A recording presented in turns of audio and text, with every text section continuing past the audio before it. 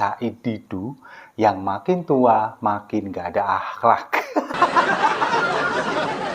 Coba bayangin, semakin tua bukannya semakin tobat, malah semakin nyinyir ke pemerintah, nggak pakai data, nggak pakai survei, yang penting asal nyinyir. Hasilnya dikeruwes sama netizen plus 62.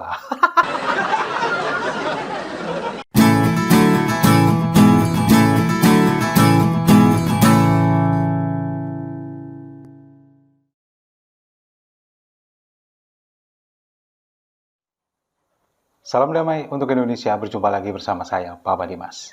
Info kali ini datangnya dari Said Didu yang makin tua makin gak ada akhlak. Coba bayangin, semakin tua bukannya semakin tobat, malah semakin nyinyir ke pemerintah, nggak pakai data, nggak pakai survei, yang penting asal nyinyir. Hasilnya dikeruwes sama netizen plus 62. Jadi ceritanya begini, ini terkait masalah pembakaran Al-Quran yang dilakukan oleh Rasmus Paludan, warga Swedia itu kan. Nah kemarin ini kan memang terjadi demo di Kedubes Swedia yang ada di Jakarta, di Kuningan. Kemudian di akun Twitternya Said Didu ini memposting sebuah tulisan, sebuah cuitan seperti saya tampilkan ini. Dia mengatakan bahwa negara komunis, pemerintah komunis sudah mengecam. Sementara negara yang mayoritas Islam kok diam, ada apa katanya. Ini seperti yang saya tampilkan ya. Nah, kemudian sambil menampilkan sebuah screenshot tentang pemberitaan bahwa pemerintah Rusia ini sudah mengecam pembakaran Al-Quran yang dilakukan oleh Rasmus Paludan. Nah, dari postingan itu kita kan bisa melihat kenapa kok Said Didu dulu dipecat dari komisaris BUMN. Ya memang karena kurang literasi, kemudian semakin tua juga wawasannya semakin cekak. Masa lebih pinteran netizen daripada seorang mantan komisaris BUMN, ya kan? Nih, Mbak Said, saya kasih tahu. Yang pertama, masalah Rusia. Rusia itu bukan negara komunis. Rusia itu bukan Uni Soviet. Rusia itu bentuknya federasi. Coba deh lihat di googling, bisa cari di Wikipedia atau dimanapun literasi-literasi yang kalau misalkan Wikipedia dirasa kurang meyakinkan, coba cari literasi yang lain. Rusia ini bentuknya sekarang ini federasi dengan sistem semi presidensial berbentuk republik konstitusional. Nah ini jadi sudah sejak pecah dari Uni Soviet, kemudian menjadi Rusia dan beberapa negara-negara kecil lainnya, ini sudah nggak ada lagi komunis di sana. Jadi ini Mbak Said ini kayaknya memang, ya itu saya bilang, kurang literasi, kurang wawasan. Akhirnya mempertontonkan kedunguan di media sosial dan sukses diketahui netizen. Lalu, yang kedua, tentang negara mayoritas Islam yang diam katanya, ada apa? Faktanya, pemerintah melalui Kementerian Luar Negeri ini sudah memanggil kedubes dari Swedia maupun dari Belanda terkait masalah aksi pembakaran Al-Quran ini yang dilakukan oleh Rasmus Paludan. Tapi, apa hasilnya? Apakah Rasmus Paludan akan berhenti membakar Al-Quran? Justru enggak menghasilkan apa-apa, enggak ada efek apa-apa. Bahkan dia mengancam akan membakar Al-Quran terus setiap hari Jumat sampai Swedia masuk ke dalam NATO. Jadi ini murni masalah politik. Karena apa? Karena Turki ini menolak Swedia masuk ke dalam NATO. Sementara dalam pikirannya Rasmus Paludan, Turki ini adalah negara Islam. Kalau misalkan ini Rasmus Paludan, saya menakut-nakuti mereka dengan membakar ayat suci mereka, siapa tahu mereka akan kemudian merasa terancam, kemudian akan mengizinkan Swedia masuk ke dalam NATO. Itu mungkin yang ada di pikirannya Rasmus Paludan. Jadi apa yang ada di otaknya Rasmus Paludan dan juga Kadrun ini sama. Otaknya cekak. Nah, jadi Memang Rasmus Paludan ini dan Kadrun ini kan sama-sama begonya gitu loh. Jadi yang satu ingin membakar Al-Quran dengan ancaman bahwa Swedia ini harus masuk ke dalam NATO, sementara Kadrun yang demo kemarin ini juga sama. Mereka nggak tahu permasalahannya apa, urusannya antara Swedia dengan Turki, tahu-tahu mereka demo di depan Dubes Swedia,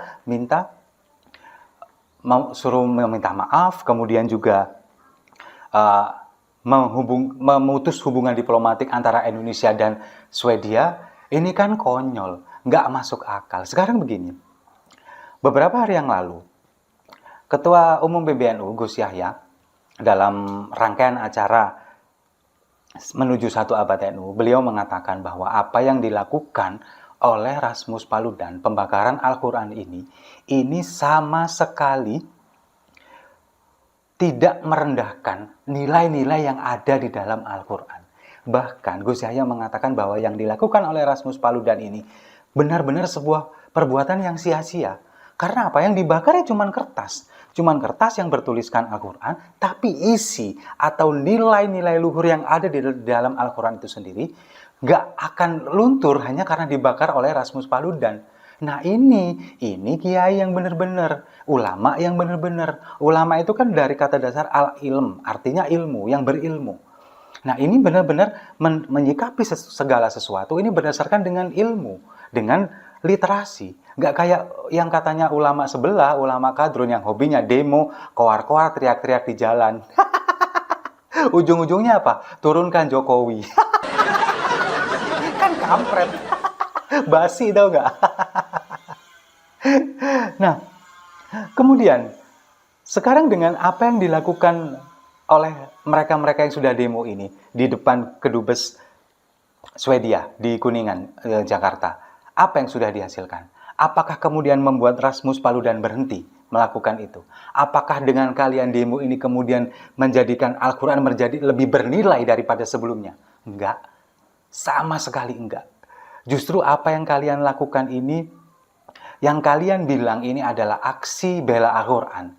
Tapi sebetulnya kalian sendiri nggak ngerti apa itu yang ada di dalam Al-Quran. Coba sekarang salah satu aja. Dalam Al-Quran, kita ini diajarkan untuk selalu berbuat baik kepada siapapun. Jangan sampai kita ini menyusahkan orang lain, membuat orang lain susah, membuat orang lain sengsara. Tapi yang kalian lakukan dengan kalian demo di sana, akhirnya kemacetan terjadi di mana-mana. Sudah terbukti. Kemacetan terjadi, kemudian menghambat sendi perekonomian. Para pekerja yang ada di sektor informal yang harus bekerja setiap hari untuk menghidupi keluarganya, yang berjualan di jalan, para driver ojek online, para supir angkot, yang harus menghidupi keluarganya dari bekerja di jalanan. Tapi dengan ulah kalian, mereka terhambat, kemudian macet di mana-mana, perekonomian melambat. Itu yang kalian harapkan dengan kalian melakukan demo, membela Al-Quran itu. Tapi kalian sama sekali nggak mengerti apa esensi dari Al-Quran itu sendiri. Itu baru sebagian kecil yang saya sampaikan ini tentang menyusahkan orang lain. Belum yang lain-lain. Jadi gimana? Siap jihad ke Swedia. Takbir. Jadi begini loh. Jangankan jihad ke Swedia. Untuk makan aja loh kalian ini masih nunggu orderan demo. Dengan adanya kasus ini, dengan adanya pembakaran Al-Quran ini kan dijadikan sebuah momentum untuk mengajukan proposal, ada bahan untuk dijadikan demo kepada bohir-bohir kalian mencari makan di sana. Dan ujung-ujungnya apa pastinya? Turunkan Jokowi, gulingkan Jokowi, gulingkan dinasti politik, dinasti oligarki dan sebagainya. Itu yang kalian lakukan. Dan saya juga ragu kalau misalkan yang demo kemarin itu, yang diajak jihad ke Swedia, sebenarnya tahu nggak letaknya Swedia itu ada di mana?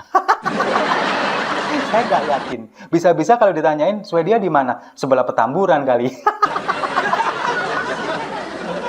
Jadi itu ya.